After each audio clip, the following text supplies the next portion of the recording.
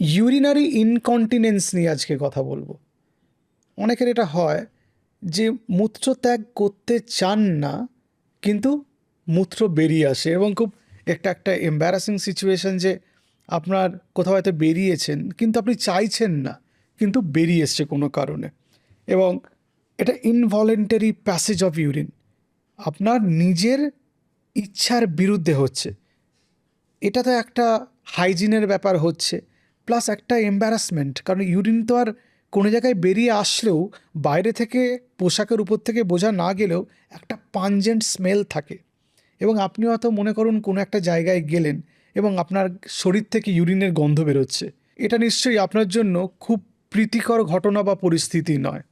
তো আজকে urinary incontinence নিয়ে আলোচনা করব। প্রথমে এর প্রকারভেদগুলো নিয়ে আলোচনা করি। প্রথম যেটা প্রকার সেটা হচ্ছে স্ট্রেস ইউরিনারি ইনকন্টিনেন্স।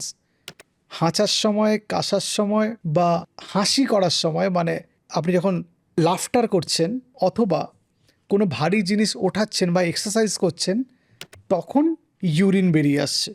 মানে ডিউরিং কাফিং, স্নিজিং, লাফিং অ্যান্ড এক্সারসাইজ আপনার ইউরিন বেরিয়ে আসছে, এবং সেই ক্ষেত্রে এটাকে বলি আমরা স্ট্রেস ইউরিনারি ইনকন্টিনেন্স। 2 নম্বর হচ্ছে আর্জ ইউরিনারি ইনকন্টিনেন্স। সেটা কি? মানে আপনার ইউরিনের বেগ পেয়েছে, আমরা তো সবাই ইউরিনের বেগটাকে কন্ট্রোল করতে পারি, কিছুক্ষণ হোল্ড করতে পারি, কিন্তু যখন আপনার ইউরিনারি এই যে আর্জ হচ্ছে, যে ইউরিন ত্যাগ করার বা মূত্র ত্যাগ করার যে বেগ এসছে, তখন আপনি আর ধরে রাখতে পারছেন না, তখন বেরিয়ে যাচ্ছে। এটাকে বলে আর্জ ইনকন্টিনেন্স। 3 নম্বর হচ্ছে ওভারফ্লো ইনকন্টিনেন্স। এই ক্ষেত্রে যখন আপনার ব্লাডার বা মূত্রস্থলী পূর্ণ হয়ে যাচ্ছে, তখন ড্রিবলিং হচ্ছে, ফোঁটা ফোঁটা বেরিয়ে আসছে। আর 4 নম্বর হচ্ছে মিক্সড ইনকন্টিনেন্স, যেটা এটা combination of stress and urge incontinence. এই 4টি প্রকারভেদ আছে। এরপরে নিশ্চয়ই আপনারা কারণ জানতে চাইবেন যে কী কারণে এটা হতে পারে।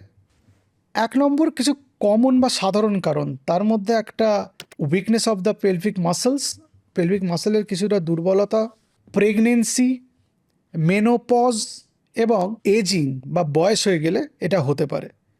2 নম্বর কিছু মেডিকেল কন্ডিশন আছে। সেই মেডিকেল কন্ডিশনের মধ্যে 1 নম্বর ডায়াবেটিস মেলিটাস, 2 নম্বর ইউরিনারি ট্র্যাক্ট ইনফেকশন, 3 নম্বর কিছু নিউরোজেনিক প্রবলেম, তার মধ্যে স্ট্রোক বা পার্কিনসন ডিজিজ, আর 4 নম্বর হচ্ছে প্রস্টেটোমেগালি বা প্রস্টেট এনলার্জমেন্ট। 3 নম্বর হচ্ছে জীবনশৈলীর কিছু সমস্যা বা কারণ, তার মধ্যে একটা ওবেসিটি, একটা স্মোকিং, একটা বেশি চা কফি খাওয়া, আর 4 নম্বর হচ্ছে কনস্টিপেশন। এরপর 4 নম্বরে আমি কিছু ওষুধের কথা বলবো যেগুলোতে এরকম ইনকন্টিনেন্স হতে পারে, যেমন ওয়াটার পিল বা ডায়োরেটিক, আর কিছু সিডেটিভ, কিছু ঘুমের ওষুধ যেটা ব্লাডার কন্ট্রোলে অসুবিধা তৈরি করতে পারে, সেক্ষেত্রেও এটা হতে পারে। এবার ডায়াগনোসিস কী করে হবে? প্রথম কথা তো আপনাকে হিস্ট্রি নিতে হবে যে কখন আপনার এই ইউরিনটা বেরিয়ে আসে। হাঁচি কাশির সময়, নাকি যখন ইউরিন পাচ্ছে তখন বেরিয়ে আসছে, নাকি দুটোই হচ্ছে, নাকি আপনার ডায়াবেটিস আছে, নাকি রিসেন্ট ইউরিনারি ইনকন্টিনেন্স হয়েছে বা ইনফেকশন হয়েছে, নাকি আপনার প্রস্টেট এনলার্জমেন্ট আছে, নাকি আপনার স্ট্রোকের হিস্ট্রি আছে বা পার্কিনসন ডিজিজ আছে, নাকি আপনি কিছু ওষুধ খান যেরকম ঘুমের ওষুধ বা ওয়াটার পিল ইত্যাদি, নাকি আপনার বয়স কত সেটাও তো জানতে হবে, নাকি আপনি খুব কফি বা চা বেশি খাচ্ছেন বা আপনার স্মোক বেশি করছেন, সেগুলোও জানতে হবে। ওবেসিটিটা খুব ইম্পর্ট্যান্ট ফ্যাক্টর। দেখা যায় যাদের শরীরে ওজন বেশি তাদেরই ইউরিনারি ইনকন্টিনেন্স বেশি এবং তাদের ইউরিন বেরিয়ে যাওয়ার সম্ভাবনা বেশি। সুতরাং হিস্ট্রিটা খুব ভালো করে নিতে হবে। তারপরে কিছু পরীক্ষা নিরীক্ষা করে নেওয়ার দরকার আছে। ইউরিন ইনফেকশন যদি সন্দেহ করি, সেক্ষেত্রে আপনাকে ইউরিন টেস্ট করে নেওয়া, ডায়াবেটিস আছে কিনা বা ডায়াবেটিস নতুন ধরা পড়ছে কিনা, আবার সুগার টেস্ট করার প্রয়োজন আছে, একটা আলট্রাসোনোগ্রাফি করে দেখা যে ইউরিন জমে থাকছে কিনা বা প্রস্টেট এনলার্জমেন্ট হয়েছে কিনা ইত্যাদি পরীক্ষা নিরীক্ষাগুলো করার প্রয়োজন হতে পারে। অথবা ইউরোডাইনামিক স্টাডি, একটা পরীক্ষা, যে পরীক্ষার মাধ্যমে বোঝা যায় যে কীরকম করে ইউরিনটা জমা হচ্ছে এবং ইউরিনটা বেরোনোর রাস্তায় কীভাবে যাচ্ছে। তো এই পরীক্ষাগুলো মোটামুটি করতে হতে পারে, কিন্তু সব পরীক্ষা সবার ক্ষেত্রে লাগে না, কোনো কোনো ক্ষেত্রে কোনো পরীক্ষাও লাগে না, জাস্ট আমরা হিস্ট্রি শুনে ডায়াগনোস করে ওষুধ দিয়ে দিই। এর ট্রিটমেন্ট অপশনের মধ্যে একটা লাইফস্টাইল ফ্যাক্টর আছে, যে ওজন কমানো, চা কফি নিয়ন্ত্রণ করা, স্মোকিং কমিয়ে দেওয়া ইত্যাদি, যে ফ্লুইড ম্যানেজমেন্ট, যে রাত্রিবেলা ঘুমের ঘরে ইউরিন হয়ে যায়, তাহলে সন্ধ্যের দিক থেকে একটু ইউরিন কমিয়ে যাওয়ার জন্য সন্ধেবেলার থেকে একটু জলের পরিমাণ কমিয়ে দিন, তাহলে রাত্রের দিকে একটু ইউরিনারি ইনকন্টিনেন্স কম হবে, এরকম আর কি। বা বাইরে কোথাও বেরোচ্ছেন, জলটা একটু কম খান, একদম ফুল ব্লাডার হয়ে গেলে আপনার ইউরিন বেরিয়ে যেতে পারে। মানে একটু নিজেকে বুঝে সেটা ব্যালেন্স করতে হবে। এবার হচ্ছে পেলভিক ফ্লোর এক্সারসাইজ বা কেগলস ম্যানুভার বা কেগলস এক্সারসাইজ বলে, এবং সেটা এক ধরনের ব্যায়াম যেটা স্ট্রেস ইউরিনারি ইনকন্টিনেন্সে আমরা পেশেন্টদের শিখিয়ে থাকি, বলে থাকি। এরপর আছে কিছু ওষুধ, যেমন অ্যান্টি মাস্কারেনিক এজেন্ট আছে যা আর্জ ইনকন্টিনেন্সে খুব ভালো কাজ করে, বা বিটা-3 অ্যাগনিস্ট আছে, সেগুলো আমরা ব্যবহার করতে পারি। আর পোস্ট মেনোপজাল মহিলাদের এই প্রবলেমের সমস্যার জন্য আমরা ইস্ট্রোজেন ক্রিম ব্যবহার করতে বলতে পারি, সেটা কিন্তু সবাই না, বুঝে শুনে বলতে হবে। মেডিকেল কিছু প্রসিজিয়ার আছে, যেমন ওভারফ্লো ইনকন্টিনেন্স ক্ষেত্রে সেলফ ক্যাথেটারাইজেশন একটা কিন্তু ভালো অপশন। আবার বোটক্স ইঞ্জেকশনও কারো কারো ক্ষেত্রে ব্যবহার করা যেতে পারে।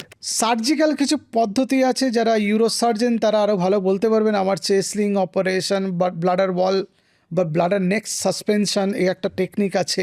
আর যাদের প্রস্টেট খুব এনলার্জড হয়ে গেছে, ওষুধের কাজ হচ্ছে না, তাদের প্রস্টেট সার্জারি, সেই অপারেশনকে টিউআরপি বলে, trans urethral resection of prostate. সেই অপারেশন আজকাল তো অনেক লেজার টেজার হলেপ টলেপ সব চলে এসছে, এবং সেটা দিয়ে খুব সহজে কম রক্তপাতে কম কষ্টের অপারেশন সেগুলো আজকাল করা হয়। তাহলে কখন আপনি চিন্তা করবেন?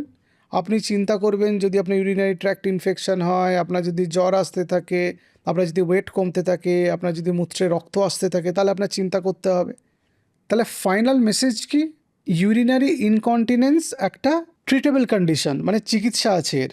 2 নম্বর, যত তাড়াতাড়ি ডায়াগনোসিস হবে তার আউটকাম তত বেটার। আর 3 নম্বর, লাইফস্টাইল ম্যানেজমেন্ট আর টার্গেটেড থেরাপি। আপনার যে ধরনের ইউরিনারি ইনকন্টিনেন্স হয়েছে বা যে কারণে হয়েছে সেটা চিকিৎসা করা, এতে আউটকাম অনেকটা বেটার হয়।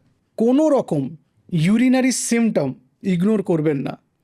সামান্য জ্বালা হতে পারে, ব্যথা হতে পারে, বারবার ইউরিন হতে পারে, ইউরিন নাও হতে পারে, কম ফ্লোতে ইউরিন হতে পারে, ইউরিন বেরোতে অসুবিধা হতে পারে, রাত্রিবেলা বারবার ইউরিন পাওয়া হতে পারে, ইনকন্টিনেন্স হতে পারে, রক্ত বেরোনো হতে পারে, অথবা ইউরিন একদম বন্ধ হতে পারে। কোনোটাই ইগনোর করার মতো নয় কিন্তু, মানে বিভিন্ন গ্রেডের কথা বলছি।